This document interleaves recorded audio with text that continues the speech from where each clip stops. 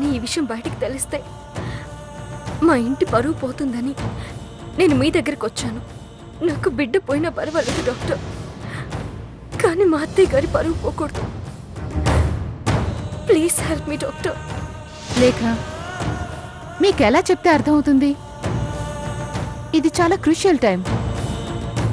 ఇలాంటి సమయంలో అబార్షన్ అంటే పెద్ద ప్రాణానికి కూడా ప్రమాదమే.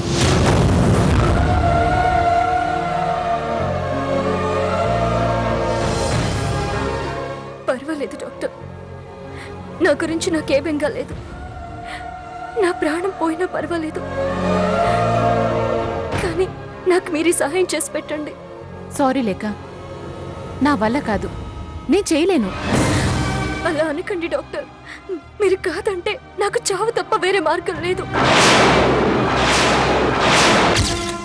ఏంటిది? ఇప్పుడు నేను కాదంటే ఈ పిచ్చి పిల్ల ఆత్మహత్య చేసుకునేలా ఉంది. సరే లేక, కానీ ఒకేసారి గర్భం తీయడం చాలా రిస్క్తో కూడుకున్న పని. అందుకే మెల్లిమెల్లిగా పోయేలా టాబ్లెట్స్ ఇస్తాను. అలా అయితే ఎవరికీ డౌట్ కూడా రాదు. సరే doctor, thank you very much.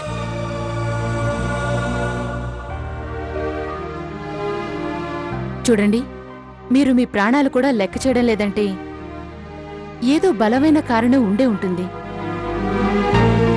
అందుకే మీరు చెప్పిన దానికి ఒప్పుకున్నాను. But be careful.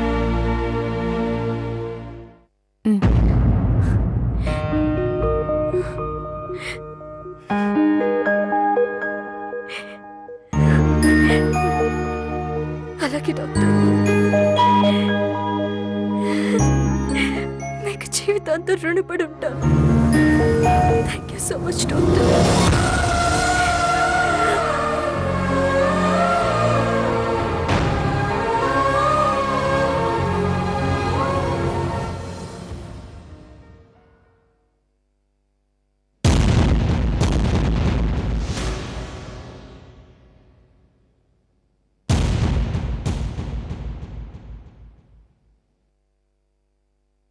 అమ్మా లేఖ,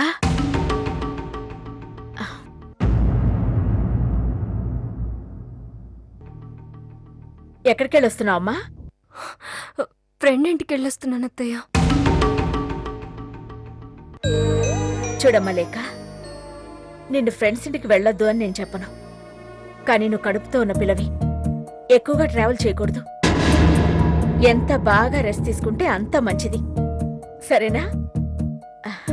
అలాగే అత్తయ్య. ఓకే అమ్మా, వెళ్ళి రెస్ట్ తీసుకో, వెళ్ళు.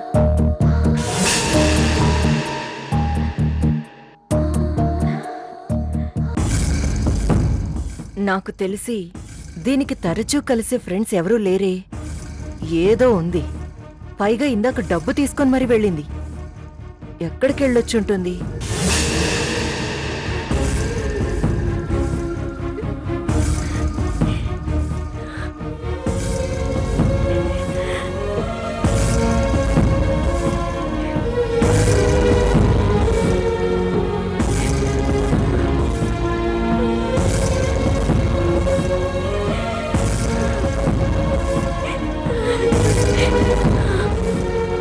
లేక ఏంటి లేక ఇది? సంతోషంగా ఉండాల్సిన సమయంలో నువ్వు ఇలా దిగులుగా ఉంటే ఎలా చెప్పు?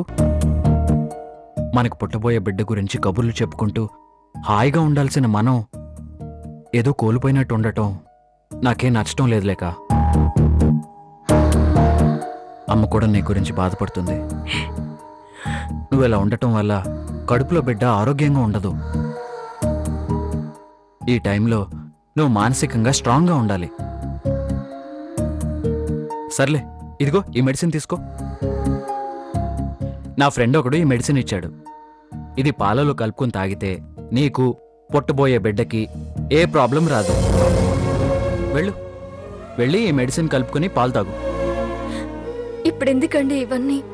నేను బాగానే ఉన్నాను కదా. పైగా డాక్టర్ ఇచ్చిన మెడిసిన్స్ వాడుతూనే ఉన్నాను.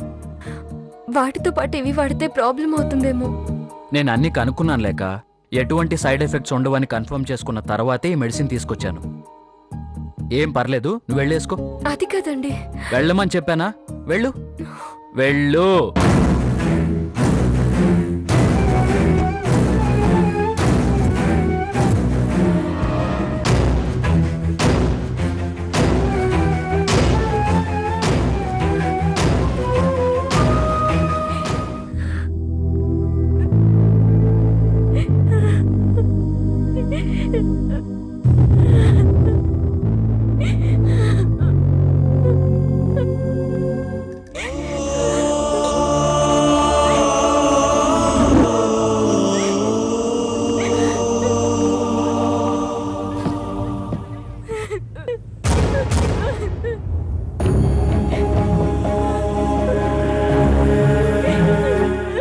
ఇది పాలలో కలుపుకొని తాగితే నీకు పుట్టబోయే బిడ్డకి ఏ ప్రాబ్లం రాదు.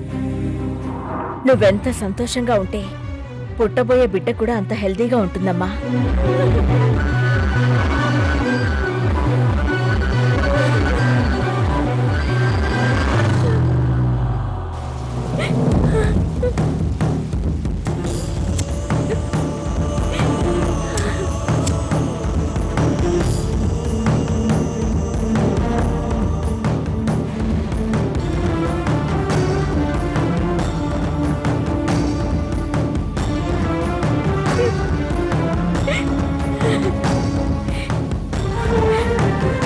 లేఖ, ఏం చేస్తున్నావు?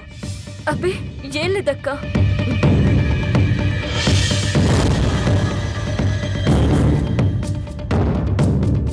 ఆ టాబ్లెట్స్ దేనికి లేఖ? ఇవి ఇవి ఇందాక మీ మరిది గారు తీసుకొచ్చారక్క. ఈ మెడిసిన్స్ వేసుకుంటే నాకు పుట్టబోయే బిడ్డకి ఏ ప్రాబ్లం ఉండదని డాక్టర్ చెప్పారట. అలాగా, మరి ఆ టాబ్లెట్స్ దేనికి లేఖ? ఏంటి లేఖ, మాట్లాడమే? ఆ, ఇవా వీటి గురించి నాక ఇవి నేను రెగ్యులర్ చెకప్కి వెళ్ళే డాక్టర్ ఉన్నారు కదా, తనిచ్చిన టాబ్లెట్స్. అదేంటి లేఖ, ఎవరో ఒక్కరిచ్చిన మెడిసిన్స్ వాడటం మంచిది కదా. ఇలా అడ్డమైనవన్నీ మింగితే నీకు ప్రాబ్లం అవుతుంది కదా. అలాంటిదేమీ లేదక్క. నేను డాక్టర్ని కనుక్కున్న తర్వాతే ఈ టాబ్లెట్స్ వేసుకోవడానికి రెడీ అయ్యాను. ఇవి బలానికి వాడేవి. వీటి వల్ల ఎలాంటి సైడ్ ఎఫెక్ట్స్ ఉండవు.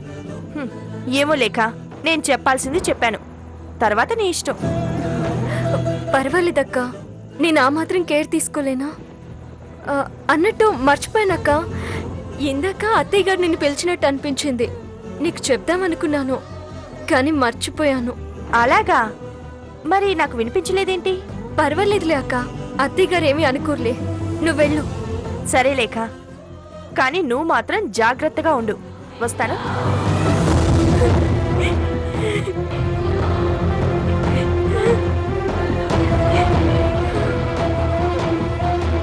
నన్ను క్షమించండి.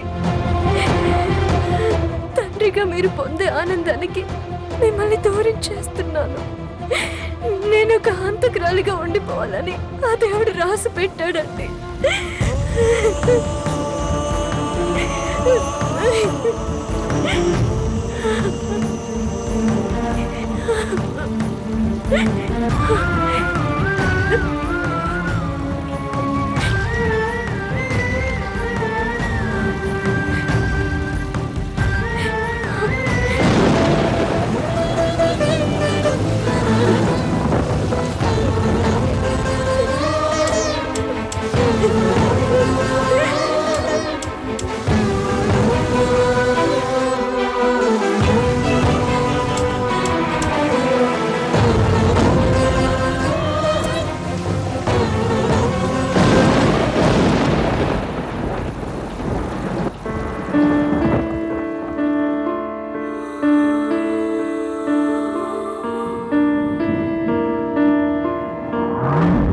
మన పాప మదర్ టెరిసానో కిరణ్ బెడియో కానవసరం లేదు.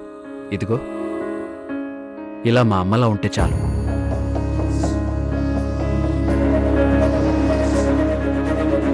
మాకు పుట్టబోయే పాప అచ్చం మీ పోలికలతోనే పుట్టాలంట.